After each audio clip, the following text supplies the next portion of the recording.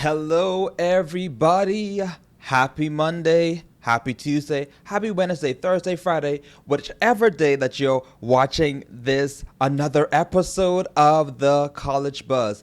Now, there's no guest in the studio with me today because, of course, it is spring break, but I'm still working and getting to the bag. So, I love that continuing to enjoy my internship here at KWTX, and I could not allow, you to have no episode today just because it's spring break. No, the work must go on, and these episodes must continue to reach you wherever you are. Like I usually say, whether you're in the library, in your dorm room, or you may be on a plane right now, or you may be chilling out at a beach somewhere, or you may be in the snowy mountains of Colorado. Well, I'm just so glad to be with you on today. And today's episode, we're all about the money. So it's a money talk situation going on today to help you to be equipped to find jobs on campus and to learn how to manage the budget. Because just because you're in college doesn't mean that you don't need to have some financial wisdom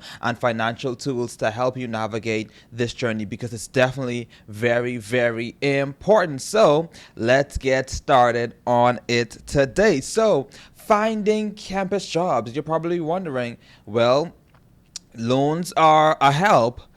Scholarships are a help, but you still need that extra cash. So what you're going to do is find the career center on your campus. And most colleges do have those career centers where they're going to help you to find the different jobs, whether on campus or off campus. They will usually have a list of open jobs.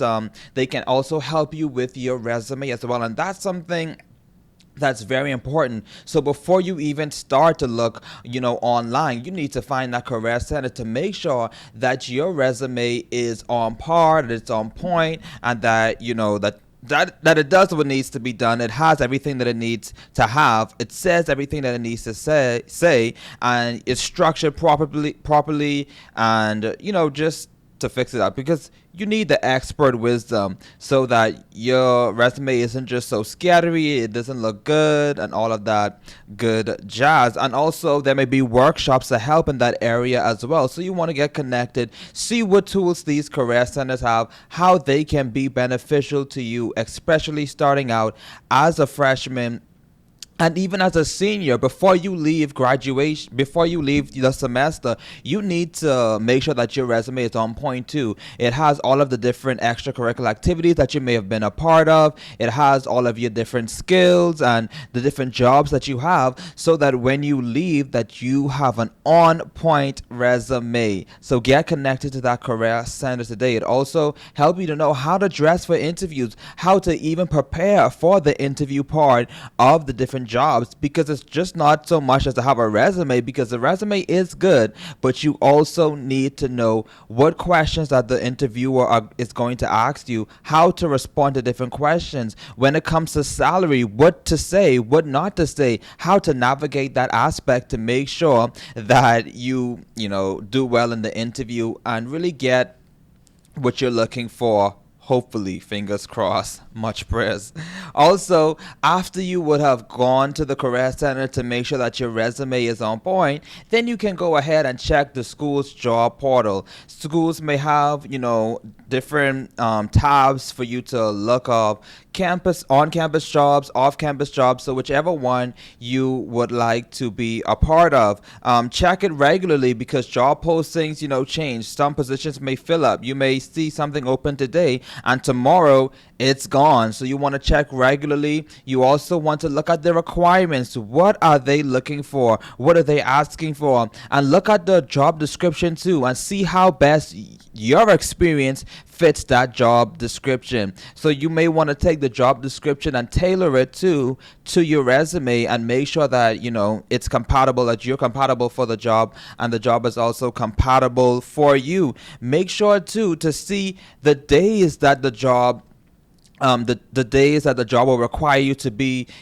at work, to make sure that it's not conflicting with your school schedule, because you may get accepted for a job, but then you realize, oh, I have class during this time, or that these days don't really work for me. So make sure that your schedule and the time frame and the work hours match up, or at least would not clash, to make sure that you're able to actually do the job should you be hired.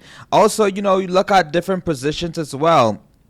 Maybe in the library, student union, academic offices, those type of jobs too. Look at the salary as well. See, is that a salary? I mean, of course, you're not going to get $100,000 on these on-campus jobs, but make sure too that is the salary or the hourly pay, is that going to be adequate enough for where you want to be, and how much expenses you have, how much things you have to pay. So you may want to look at that too. Some people may just want a $5 an hour or $7 an hour. That's okay for you. Others may need, $15 an hour, $20 an hour. So look and see the hourly rate and how best it suits your needs at that particular time. If you qualify for federal work study, take advantage of it, of course, as well. And make sure to, should you want this to be a part of your resume, make sure that the job is actually contributing to your career goals, to your major, so that you can have a little boost in your resume. Or, don't feel bad, because sometimes, jobs don't really, pay much, so you may have to get a higher paying job that doesn't really coincide with your major. But so don't feel bad, you still gaining some skills. It may be managerial skills, it may be organizational skills, it may be communication skills, and every job really would require some aspect of organization, communication, leadership, management, etc., etc. So don't feel bad and don't beat yourself up if you don't get an on-campus job that coincides directly with your major. Ask around too in campus offices, because not everybody posts jobs online. Sometimes things get a little crazy and busy, so they don't have time to say, okay, I have an opening here, there, or somewhere else. So look, ask around, go to different offices in your department, in other departments, all around. Go and ask, because you just never know. And that's the thing about it. You don't know until you don't know. So don't assume that there's no positions open, because someone may create a position for you. That's just how life works. So, and also think outside of the box. If campus jobs are full, look at nearby coffee shops. If you're able to work off campus, look at, maybe tutoring gigs, whatever the case may be. Think outside the box. You may start a business, who knows? And that business may take off after you graduate. So, look at those different avenues as well. Now, of course, if you are an international student like me, there are some rules and regulations that we must abide by, and we must be careful too as we navigate what working looks like while studying in America. So understand, your work limitations. Most international students on the F1 visa can only work up to 20 hours per week while school is in session. Now that may change during spring break, summer break, winter break. So you definitely want to check with your international student affairs officers to make sure that you're in compliance with the law. You can also look into CPT and OPT, so curricular practical training and optional practical training, which allows students to work off campus and jobs related to our field of study. So if you're looking for more job experiences and you need that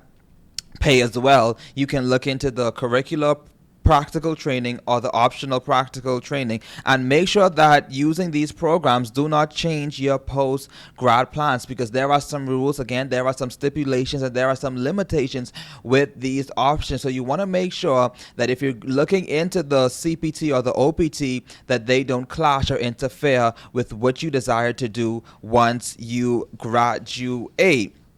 Of course, as international students and wanting to work in America, you must be strategic about your currency and exchange exchange and banking. So what does that look like? If you're receiving money from home, there may be some rates and fees and stuff like that. So you want to make sure that you have an American bank account, if you're allowed to get one. Do your research, look at which banks accept, students, and how you're going to navigate that as well. You can also use services like Wise. You can use Revolt, Revolut, REVOLUT, to avoid high bank fees. So you definitely want to look at those different options to make sure that you're getting the most out of the money that you would receive. Because listen, those bank fees, those transfer fees, they can add up. So getting an American bank account would definitely help you as well. So now that you have a job and now that you're working, now how are we going to manage our budget? So you can use a budgeting app. What does that look like? Apps like Mint,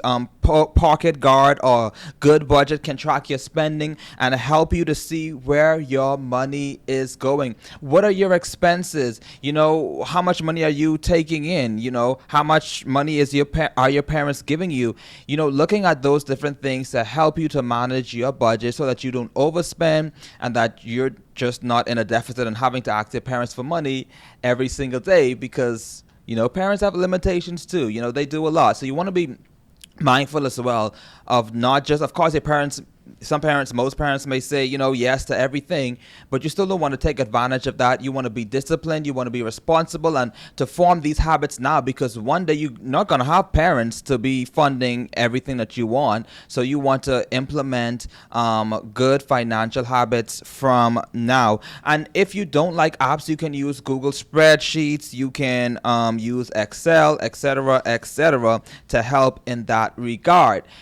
Now, you can follow, once you have a job, the 50-30-20 rule. Yes, so this means 50% of your, income is for needs, like rent, food, bills, etc. 30% for wants, and 20% for savings or debt. Paying off debt, or saving, depending on what you have. You can split it if you want to, but you adjust as needed, but use this as a good guideline. So again, follow the 50-30-20 rule. 50% goes to needs, 30% for wants, and fun stuff, whatever you want, 20% for savings or budgeting. Now, of course, you can, switch it up. You may do 30% for savings and 20% for wants and fun. Whatever it is, just make sure that you're saving something, Take advantage, too, of student discounts. While you're in college, take advantage of those student discounts. You can look at Amazon Prime, and other apps, Spotify, Apple Music. There may be websites like Unidays, UNIDAYS.